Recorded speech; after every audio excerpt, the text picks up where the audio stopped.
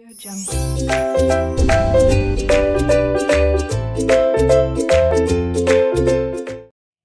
Students, welcome to RK knowledge channel.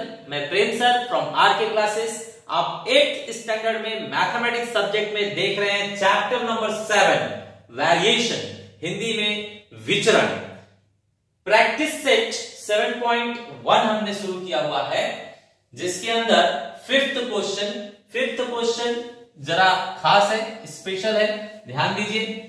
लिखा है y varies directly with square root of x। तो यहां पर इंपॉर्टेंट है y varies and square root of x। बताइए y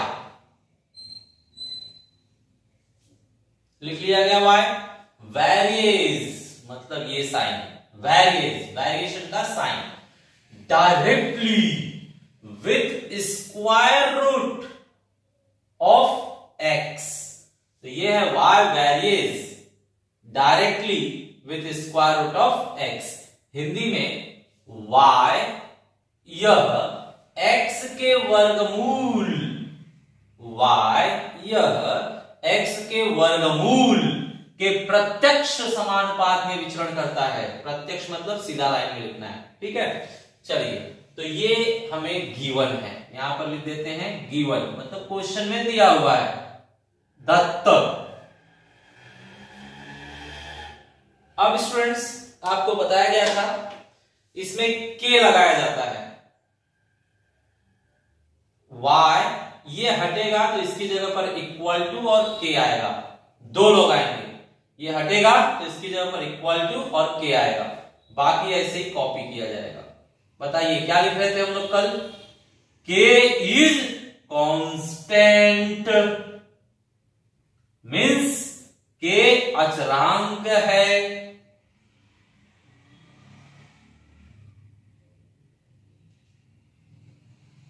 k अचरांक है, ये हिंदी में लिखा गया। चलिए, अब इसके अंदर x और y दोनों दिया रहेगा k फाइंड आउट करने के लिए। तो चेक कीजिए, when x is equal to 16 then y is equal to 24। तो इन्होंने बता दिया है x अगर 16 है तो y 24 है। तो बताइए y पहले लेते हैं, y का वैल्यू कितना 24, y का वैल्यू कितना 24, k फिर रूट x, तो x का वैल्यू कितना 16। तो जो जहां है वहीं पर उसका वैल्यू रखा जाएगा। y की जगह पर y का वैल्यू 24 और x की जगह पर x का वैल्यू 16। अब सॉल्व कीजिए, 24 is equal to k multiply by 16 का रूट कितना होगा स्टूडेंट्स 4 यहां मल्टीप्लाई है, इस साइड आकर डिवाइड। दैट मींस k हमने ढूंढ निकाला,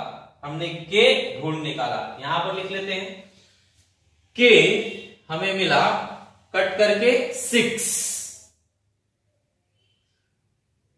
k को ही हम कहते हैं कांस्टेंट, मतलब अचरांक।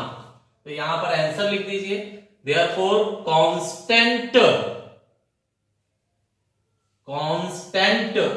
अचरांक हमने ढूंढ निकाला कितना 6। अब नेक्स्ट स्टेप, थर्ड स्टेप, हम बनाएंगे इक्वेशन ऑफ वेरिएशन,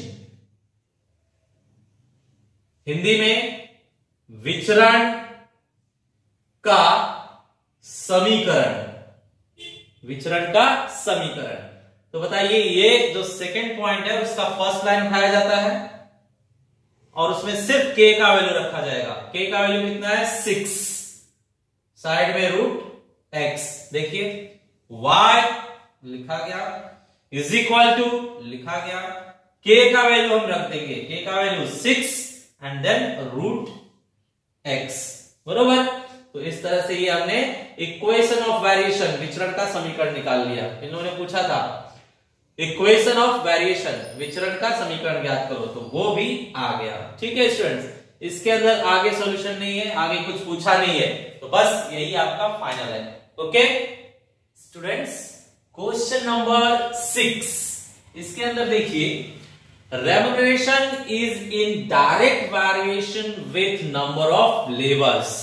तो इसमें हमें बताया गया है remuneration direct variation with number of labours.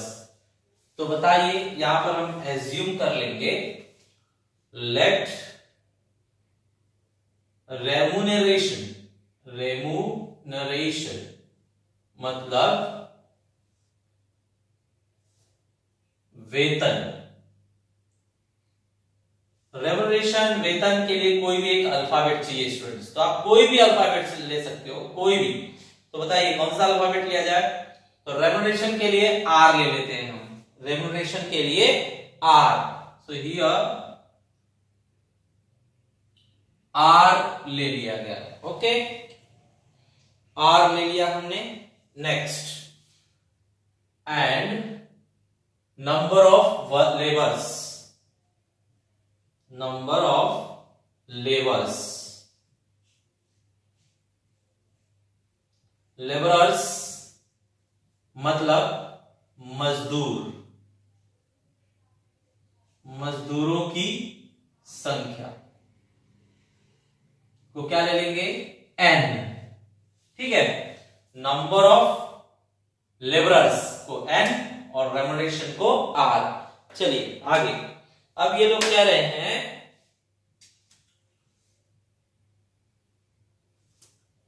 Direct variation. तो रेम्युनरेशन मींस आर,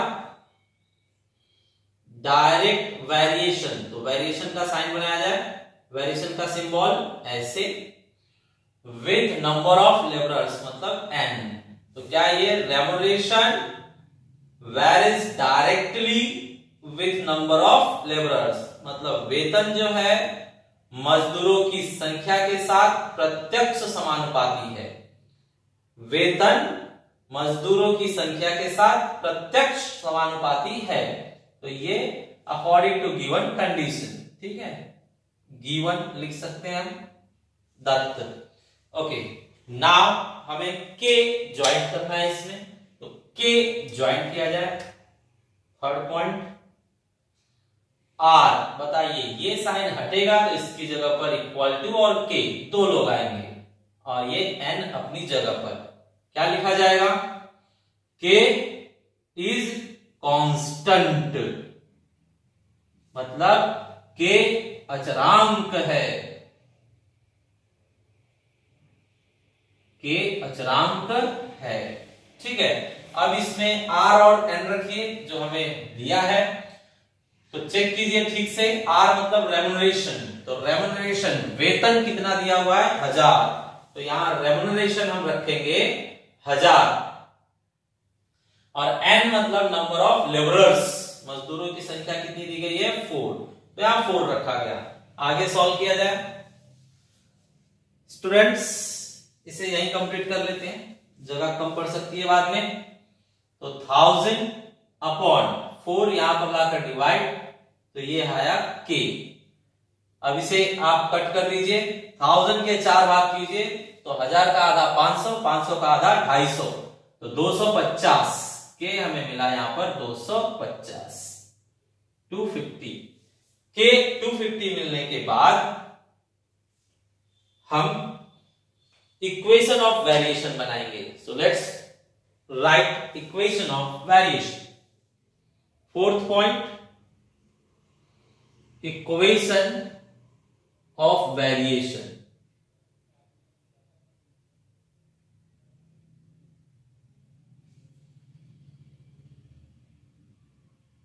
मतलब विचरण का समीकरण।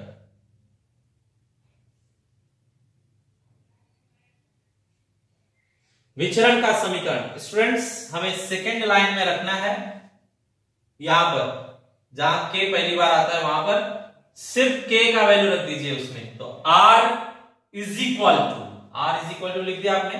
अब के का वैल्यू कितना है? 250, ठीक है, 250 और बाद में n। मैच कीजिए ठीक से, R equal to equal to k का वैल्यू 250 और n। इस तरह से ये कंप्लीट हुआ विचरण का समीकरण, मतलब इक्वेशन ऑफ वेरिएशन। अब इसे हम यूज करेंगे और जिसका भी वैल्यू पूछा है हम बता देंगे, ठीक है। तो चलिए यूज करते हैं इसे फिफ्थ पॉइंट में। नाउ क्या मिला हमें, r is equal to 250n। देखिए फाइंड क्या करना है, रेम्युनरेशन ऑफ 17 लेबर्स। तो लेबर्स हमें दिया गया 17, labours means number of labours कितना दिया है 17, 17। तो n की जगह पर हम 17 रख देंगे, 250 ठीक, n की जगह पर 17, n की जगह पर 17। अब इसे मल्टीप्लाई कर दीजिए तो 0, 17 5 जा 85 बचेगा 8, 17 2 जा 34, 34 एंड 8 42, करेक्ट। और ये आंसर आने के बाद आप वर्ड्स में आंसर लिख सकते हैं, तो वर्ड्स में लिख दिया जाए देयरफॉर रेम्युनरेशन, रेम्युनरेशन मींस वेतन। हमने फाइंड किया ₹4250, ठीक है। तो ये हो गया आपका फाइनल आंसर, ठीक है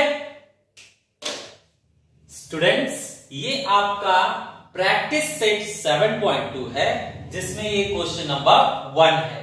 क्वेश्चन नंबर 1 शुरू करने से पहले आपको मैं बता दूं कि 7.2 में हर क्वेश्चन इनवर्स वेरिएशन का है। तो आपको पता होना चाहिए डायरेक्ट वेरिएशन का उल्टा होता है इनवर्स वेरिएशन।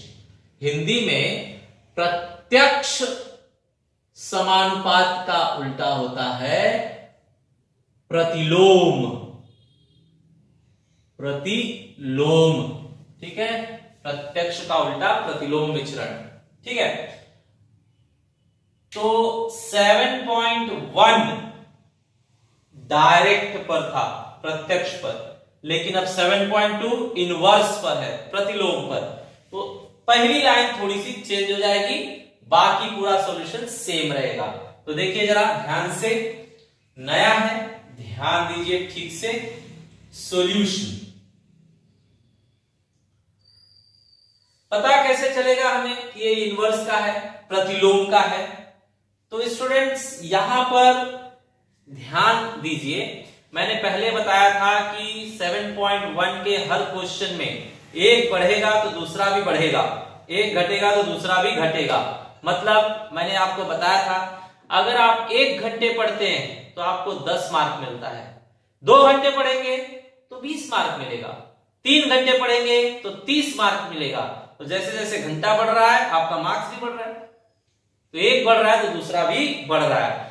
नेक्स्ट एग्जांपल मैंने आपको बताया, अगर आप शर्ट खरीदने जा रहे हो, पॉकेट में 100 रुपया है, तो एक शर्ट खरीद पाते हो समझो, 200 है तो 2 शर्ट खरीद लोगे, 300 है तो 3 शर्ट खरीद लोगे, 400 है तो 4 शर्ट खरीद लोगे। तो जैसे जैसे आपके पॉकेट में पैसा बढ़ रहा है वैसे वैसे शर्ट भी बढ़ रहा है, शर्ट भी ज्यादा खरीद सकते हो। तो एक बढ़ रहा है तो दूसरा भी बढ़ रहा है, तो इसे कहते हैं प्रत्यक्ष विचरण, डायरेक्ट वेरिएशन। एक बढ़ेगा तो दूसरा ही बढ़ेगा। अब 7.2 में इनवर्स है, प्रतिलोम है, तो उसमें क्या होता है स्टूडेंट्स, देखा जाए इसमें उल्टा होता है, एक बढ़ेगा तो दूसरा घटेगा, एक घटेगा तो दूसरा बढ़ेगा। एग्जाम्पल मान लीजिए आपके घर में सफाई का काम करना है, सफाई करना है, तो अगर एक अकेला सफाई का काम कर रहा है तो 10 घंटा लग रहा है, 2 लोग मिलकर साफ करेंगे तो मान लीजिए 6 घंटे में ही काम हो जाएगा, 3 लोग मिलकर काम करेंगे तो मान लीजिए 2 घंटे में ही काम हो जाएगा। तो आप यहां क्या देख रहे हैं, जैसे जैसे काम करने वालों की संख्या बढ़ रही है, समय क्या है, घटता जा रहा है, कम समय लगेगा, कम समय लगेगा, कम समय लगेगा, करेक्ट। तो यहाँ पे काम करने वालों की संख्या बढ़ रही है, तो लगने वाला समय क्या होते जा रहा है, कम होते जा रहा है। तो एक बढ़ रहा है, दूसरा घट रहा है, करेक्ट। मान लीजिए आपको किसी ने एक बुक दिया पढ़ने के लिए, ठीक है, आपको कोई बुक दिया पढ़ने के लिए। अब ये आपको बुक पढ़ के खत्म करना है। अब ध्यान दीजिए, आप डेली डेली एक एक पेज पढ़ रहे हो, एक पेज एक पेज एक पेज एक पेज, डेली डेली एक पेज पढ़ रहे हो, तो 100 दिन लगेंगे। और अगर आपने 2-2 पन्ना पढ़ना चालू कर दिया, डेली 2-2 पन्ना, तो 50 दिन में ही काम हो जाएगा। अगर आपने डेली 5-5 पन्ना पढ़ा तो 20 दिन में ही काम हो जाएगा। डेली 10-10 पन्ना पढ़ रहे हो तो 10 दिन में ही काम हो जाएगा। तो ये क्या हो रहा है, आप पेज की संख्या बढ़ा रहे हो, नंबर ऑफ पेज बढ़ा रहे हो, तो नंबर ऑफ डेज क्या होते जा रहे हैं, कम होते जा रहे हैं। तो नंबर ऑफ पेज, आपने पढ़ने के नंबर ऑफ पेज बढ़ाया है, तो आपको पढ़कर बुक खत्म करने में जो दिन है वो कम होते जा रहा है। तो पेज बढ़ा रहे हो, नंबर ऑफ डेज कम होता जा रहा है, ये तो उल्टा है। तो इसे हम कहते हैं इनवर्स वेरिएशन, ठीक है। तो यहां पर भी देखिए, इन लोगों ने कहा है कोई काम करना है, नंबर ऑफ वर्कर्स हैं और उनको कितना दिन लगेगा वो है। तो अगर 30 वर्कर हैं तो 6 दिन लेते हैं। अगर ये कम कर रहे हो, देखो ये कम हो गया, तो ये क्या हो गया, उल्टा हो गया, बढ़ गया। ये कम हुआ तो ये बढ़ गया, है कि नहीं। तो फर्क समझो, तुमने नंबर ऑफ वर्कर्स क्या किया, कम किया, तो नंबर ऑफ डेज क्या हो गए, बढ़ गए, काम करने के लिए ज्यादा दिन चाहिए फिर। तो ये है इनवर्स, इसे कहते हैं इनवर्स वेरिएशन, मतलब प्रतिलोम विचरण। तो ऐसे क्वेश्चन को कैसे सॉल्व किया जाएगा देखते हैं। तो स्टूडेंट्स अब शुरू किया जाए सॉल्यूशन। नंबर ऑफ वर्कर्स और नंबर ऑफ डेज को कुछ एज्यूम करना पड़ेगा।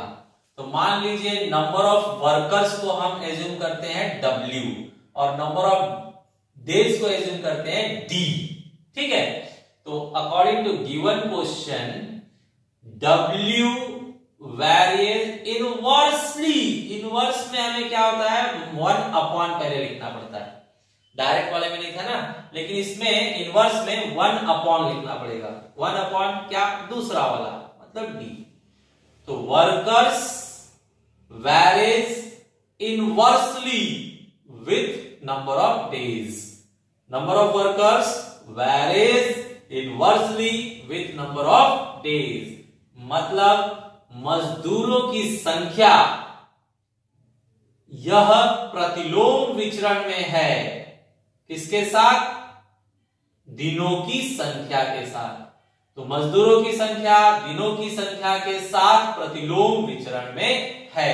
तो ये प्रतिलोम का स्टाइल है, 1 लिखा जाएगा, इसे ध्यान दीजिए। तो ये है गिवन, मतलब दत्त, ठीक है। चलिए अब आगे बढ़ते हैं। आपको पता है हम अगले स्टेप में क्या लगाते हैं, के। सो ज्वाइंट के हियर, W, इसके अंदर आपके बुक में डायरेक्ट लिखा हुआ है, मैं भी डायरेक्ट बताता हूं, सेम रहेगा तो आपको कंफ्यूजन नहीं होगा। उन लोगों ने ये डी यहां डिवाइड है ना, तो डिवाइड इस साइड आकर क्या हो जाएगा, मल्टीप्लाई, डी इस साइड आकर मल्टीप्लाई हो गया। अब बचता क्या है, ये साइन, तो ये साइन मतलब क्या होगा, इक्वल टू एंड के। पिछले में भी ये साइन मतलब इक्वल टू और के था, इसके अंदर भी ये साइन मतलब इक्वल टू और के होगा, ठीक है। चलिए ध्यान दीजिए वापस से, W यहां है, D इस साइड आकर मल्टीप्लाई हो गया, ये साइन मतलब होगा इक्वल टू और के, और 1 का कोई मीनिंग नहीं है, 1 के साथ मल्टीप्लाई होकर खत्म हो गया, ठीक है। तो वापस वही लिखना है, k इज कांस्टेंट, मतलब k अचरांक है, ठीक है। चलिए आगे, अब हम k फाइंड आउट करने की कोशिश करेंगे D, W और D रखकर। तो W और D देखिए, W और D एक सेट ये है, एक सेट ये है, आप कोई भी ले लो सेम आंसर आएगा, दोनों का मल्टीप्लाई करना है ना। तो देखो 3 6 18 और 2 9 भी 18, तो आप पहला सेट लो या दूसरा सेट लो, हमेशा एक ही आंसर आता है, तो आपकी मर्जी कोई भी लो। तो चलिए पहला सेट ले लेते हैं, पहला सेट ले रहे हो तो आप इधर उधर कहीं नहीं देखोगे, सिर्फ पहले सेट को ही ध्यान से देखोगे। पहले सेट में बताइए W कितना है 30 और D कितना है 6, मतलब मल्टीप्लाई कर लिया जाए तो 3 छक 18, 3 6 18 means K you are getting 180। K का वैल्यू आ गया 180, करेक्ट। चलिए K आने के बाद अब हम बनाएंगे इक्वेशन ऑफ वेरिएशन।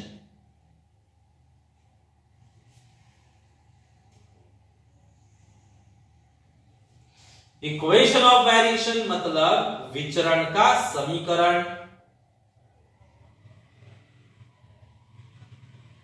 स्टूडेंट्स बताया गया आपको ये सेकंड पॉइंट में जो फर्स्ट रहता है उसी को लिया जाएगा, तो ले लीजिए W into D is equal to, K का वैल्यू रखना होता है, K कितना आ गया 180, तो 180 रख देंगे। तो ये है आपका विचरण का समीकरण means equation of variation.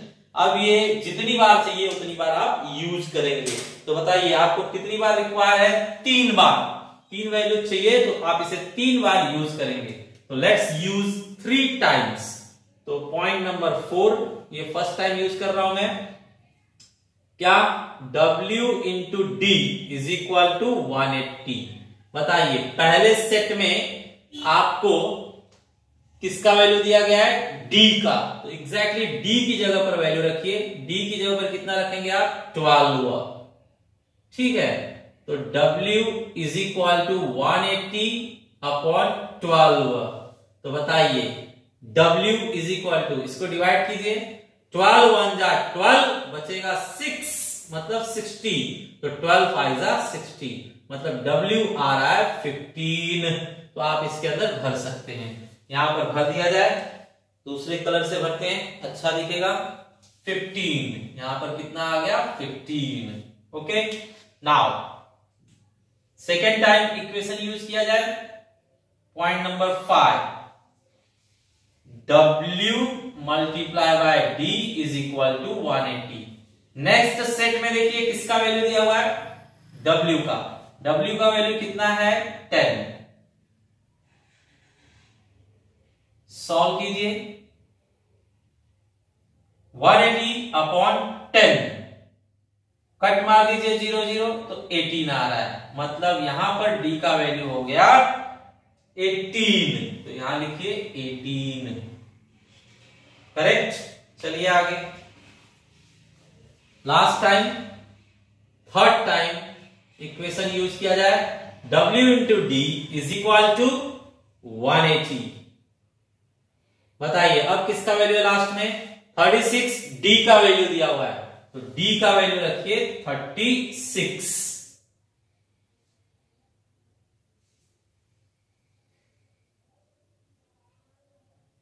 Multiply इस साइड आकर डिवाइड होगा। स्टूडेंट्स आप डिवाइड करके देखिए तो ये कितना देगा आपको, 5 देगा क्या, देखिए आपको करके दिखाता हूं मैं। 18 2 जा 36, 18 1 जा 18 और एक 0। 10 को 5 से डिवाइड कर दीजिए, 10 को 2 से डिवाइड कीजिए तो 5 आएगा, मींस W का वैल्यू यहां पर आया 5, ठीक है। ये वैल्यू भी भर दीजिए, तो इस तरह से आपका टेबल कंप्लीट हो गया। ओके स्टूडेंट्स, क्वेश्चन नंबर 2, इसके अंदर फिर से स्टेप्स हम वही लेंगे। तो बताइए यहां पर जो सेकेंड स्टेप होगा उसके अंदर क्या करना है हमें, दोनों का multiply, P multiply by Q is equal to क्या लिख देंगे K। फिर वही K इज कांस्टेंट, हिंदी में K अचरांक है, ठीक है। अब बताइए P एंड Q दोनों पता है, P 15 और Q 4, that means K is equal to 15 4 जा 60। तो ये आपका हाजिर हुआ कांस्टेंट अचरांक। उन्होंने पूछा था ना कांस्टेंट ऑफ वेरिएशन, तो कांस्टेंट ऑफ वेरिएशन कितना है 60, विचरण का अचरांक कितना है 60। चलिए next second point. Next point हमें इक्वेशन बनाना होगा, तो यहां लिखेंगे इक्वेशन ऑफ वेरिएशन मीन्स विचरण का समीकरण। विचरण का समीकरण। स्टूडेंट्स आपको बताया गया सेकेंड पॉइंट का फर्स्ट लाइन उठाना है हमेशा। P multiply by Q is equal to, K का वैल्यू कितना आ चुका है 60, तो रख देंगे P multiply by Q, K का वैल्यू रखना है यहां पर 60, तो P into Q is equal to 60, बरोबर है। चलिए अब इसके अंदर हम जो भी वैल्यू, बस ये खत्म हुआ है, यहां पर क्या है विचरण का समीकरण फाइंड आउट करना है, तो विचरण का समीकरण हो गया, यही है, ठीक है। ये है आपका इक्वेशन ऑफ वेरिएशन, ठीक है। अगर आप वर्ड्स में लिखना चाहें तो लास्ट में वर्ड्स में भी लिख सकते हैं। Therefore constant of variation is equal to, मतलब विचरण का अचरांक, विचरण का अचरांक is equal to 60 and equation of variation means विचरण का समीकरण। ये आंसर लिख दीजिए, P multiply by Q is equal to 60। तो ये हमने दोनों ढूंढ निकाला, कांस्टेंट ऑफ वेरिएशन 60 और equation of variation P multiply by Q is equal to 60, ठीक है। चलिए सेम टू सेम यहां पर आप बताइए, ये आपका सेकंड क्वेश्चन है। सेकंड क्वेश्चन में हम फर्स्ट पॉइंट ले रहे हैं, ये फर्स्ट पॉइंट हुआ। सेकंड पॉइंट आपको मल्टीप्लाई करना है Z into W is equal to K, फिर वही काम, K अचरांक है means K is constant, okay. Z और W दोनों रखिए, Z है हमारे पास 2.5 और W है 24। लेट्स मल्टीप्लाई, 25 4 जा 100, 10 कैरी, 25 2 जा 50, 50 एंड 10 60, पॉइंट 1 डिजिट के पहले, मतलब एक जीरो के पहले यहां पर ऐसे, ठीक है, is equal to K। That means K यहां पर भी कितना आ रहा है 60 ही आ रहा है, K यहां पर भी 60 ही आ रहा है। चलिए नेक्स्ट पॉइंट थर्ड, क्या लिखेंगे हम, इक्वेशन ऑफ वेरिएशन, मतलब स्टूडेंट्स विचरण का समीकरण। सेकेंड पॉइंट में फर्स्ट लाइन लीजिए और जस्ट K का वैल्यू भरिए, वहां पर K का वैल्यू 60, यहां पर लिख देंगे 60, करेक्ट। ये आपका आंसर आ चुका है, ठीक है। लास्ट में आप आंसर दोबारा लिखें या ना लिखें चलेगा। ये आपका कांस्टेंट है और ये आपका इक्वेशन है, ठीक है। स्टूडेंट्स सेकेंड क्वेश्चन में ही थर्ड एंड फोर्थ पार्ट देखा जाए। ये मैं ले रहा हूं point number 1, point number 2, S ये आपको कहा गया अपॉन में रहेगा तो मल्टीप्लाई दिखाना है और उस साइड लिखना है K, ऐसे ही बताया गया। ये डिवाइड इस साइड आकर मल्टीप्लाई और वेरिएशन साइड बनेगा इक्वल टू और K। यहां पर लिखते रहिए K इज कांस्टेंट, मतलब K अचरांक है, ओके। अब भरिए वैल्यू, S कितना 4, T कितना 5, स्क्वायर है तो स्क्वायर लगाना जरूरी है, ठीक है। So 4 5 square is 25, K multiply कीजिए, 25 4 जा 100, so we got k is equal to 100। हमें k का वैल्यू 100 मिल गया। ठीक है, तो ये है आपका constant of the variation. Constant of the variation मतलब विचरण का अचरांक, विचरण का अचरांक। अब चलाते हैं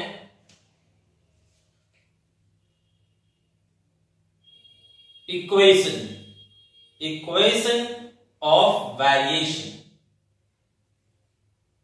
मतलब विचरण का समीकरण।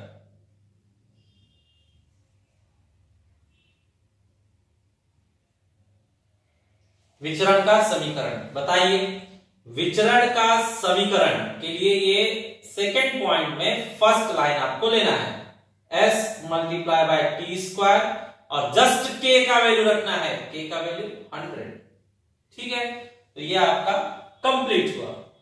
ठीक है, ये आपका कंप्लीट। लास्ट क्वेश्चन देखते हैं।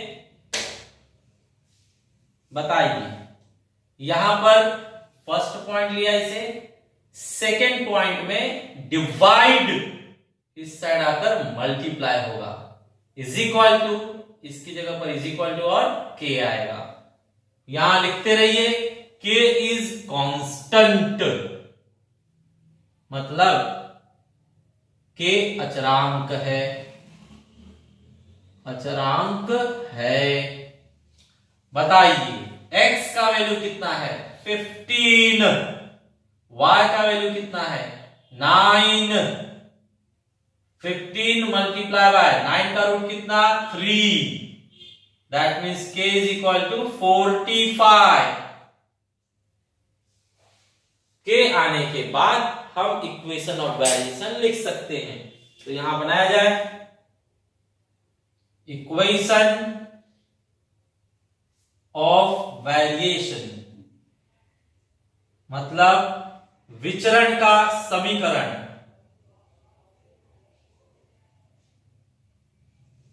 बताइए, सेकेंड लाइन में सेकेंड पॉइंट का फर्स्ट लाइन उठाएंगे, उठा लिया, x multiply by root y और जस्ट k का वैल्यू भरेंगे, k का वैल्यू 45। Correct students? इस तरह से हमने आज नए टाइप का वेरिएशन भी सीखा। ठीक है, ऐसे ही क्वेश्चन आपको होमवर्क में दिए जा रहे हैं, आप उन्हें ट्राई कीजिए। Thanks for watching video.